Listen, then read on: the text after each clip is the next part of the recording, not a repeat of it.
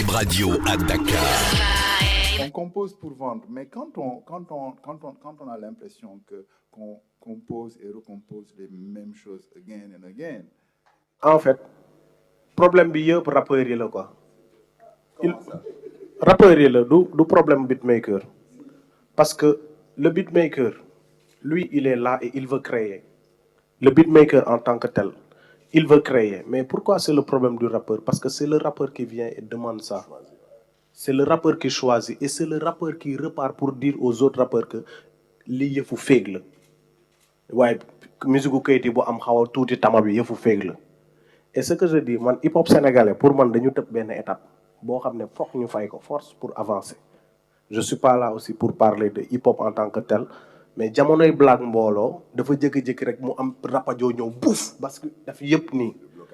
Et que war na am benn transition bu logique quoi léegi loolu noonu moo indi tey ngay wax nii mais instant bi ay sa téléphone nga doon waxee digg Miami booy mënu woon a ñëw parce que transition loolu noonu ñu tëb foog ñu toppaat te chance bi ñu am pour man yéen chance bu ngeen am yéen grand yi mooy ñun suñu génération ñu ngi koy jéem a réparer soit lii ngeen di def mooy en créant des centres yoo xamante ne tey lii c'est des moyens c'est des centres c'est des moyens c'est des kii d'expression des canaux d'expression yoo xamante ne tey dinañ si exposer lu mel ni tey par exemple man bi doon déglu Keyti di gaañu tey mu mun a togg ak Keyti mu ne ma lan mooy problème mu beatmaking mun naa ko ne lii ak lii laa gis et que bu ñu toppoon si tee bu naa laa miñ parce que temps yooyu si je me rappelle très bien son bi doon nañ ko fecc ci ay xumbal jamonoy Bamba ji Fall et que bañ ko doon fecc ci ay xumbal mooy da nga doon teg mbalax rek teg parce que l'essentiel après à la fin de la journée xam nga mooy lan quelle est la musique qui domine dans un territoire donné bul neexee ñu taxaw ne woy ñun ñoo bañ def ni mais Amérique seen hip hop moo dominé de soo demee France soo demee seen culture urbaine yi ñu ngi jël doole bi yépp yeneen musique yi sax amatul Sénégal fii ngay gis sax ñoom ñu jóge ci seen musique fekk suñu bos dóor ñu waali bu ñëwee ci ñun daf ñuy faj yi metti waxal rek yaa ngay gis non sérieusement. Pour moi, pour trouver cette chose-là qu'on cherche depuis très longtemps, c'est pas que du tama. Pour faire du hip-hop sénégalais, voilà une musique qui ressemble au Sénégal, on ne doit pas utiliser de façon anarchique les sabars parce que les bon, soo ko waxee gars yi dañuy mer mais li ñuy dégg nii c'est du mbalax quoi. Parce que les gens utilisent de façon anarchique le tama teguñu ko ci normes yi même le dernier album de Eminem il y a du sabar mais qui a été utilisé de façon subtile. Faut que les gens aussi commencent à alléger la musique parce que si par exemple tu voyages, tu participes à des concerts ou à des festivals, tu comprends que pourquoi notre musique peine à être exportée, c'est parce que notre musique est surchargée. Il y a beaucoup trop d'informations qui passent. La voix n'a pas assez de place pour faire ce qu'il a à faire. Faut pas diaboliser le mbalax. C'est une musique comme les autres musiques. Aujourd'hui, le hip-hop va vers les latinos. Si vous suivez le hip-hop américain, ça va vers la tendance, ça va vers les musiques latines. Ça, c'est du reggaeton qu'on mixe et qu'on... Attendez, c'est du reggaeton qu'on va mixer avec de la trap music pour donner quelque chose d'autre. Moi, j'ai samplé real hip-hop, j'ai samplé Wally. Non, mais regarde, attendez. Vous allez me parler de mbalax.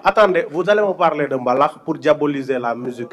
Mais non, attendez. Le mbalax, c'est une musique, c'est juste C'est une musique moi, qui n'est pas dans les normes. Qui n'est la mambamba, je l'aime bien. Faut être sérieux. Jaay naa bi 1 million. Non, dama ko wax. Yow ñii. Non, man ki ma ko jaay. Non, mën naa ko wax. Quand vous parlez d'économie, il y a un problème avec l'économie sénégalaise. Je pense qu'à un moment aussi, il faut mettre les chiffres sur la table. Économiquement parlant, c'est à vous de l'inventer. Yéen a koy inventé. Moi, j'ai été un jour très surpris d'entendre Ismaël de me dire que est-ce que tu sais que Flow de Africulture urbaine peut enrichir les beatmakers? C'est-à-dire, il faut éliminer d'office ceux qui posent sur des prods américaines et de dire, écoute, sur des prods téléchargés, c'est-à-dire dire, écoute, képp ku bëgg a bokk Flow Up, on donne un ticket au studio. Voici les studios avec lesquels nous travaillons. Et comme ça, vous recevez plus de 1000 candidatures. 15 000. Pour cette année, Africulture travaille avec 5 beatmakers.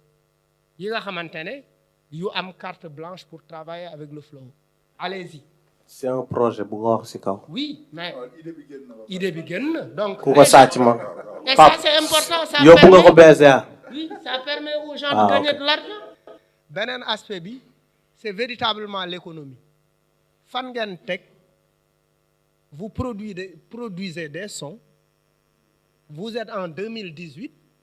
Le gars, Loubandi di Nourol, c'est un tube.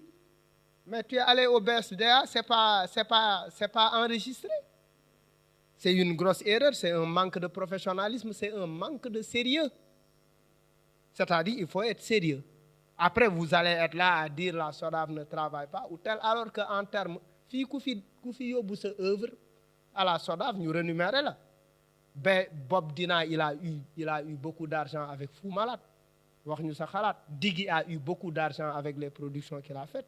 Et je regrette qu'il ne soit pas là. Il aurait dû être là parce que c'est un ténor de la production musicale également. 102.3, le nouveau son.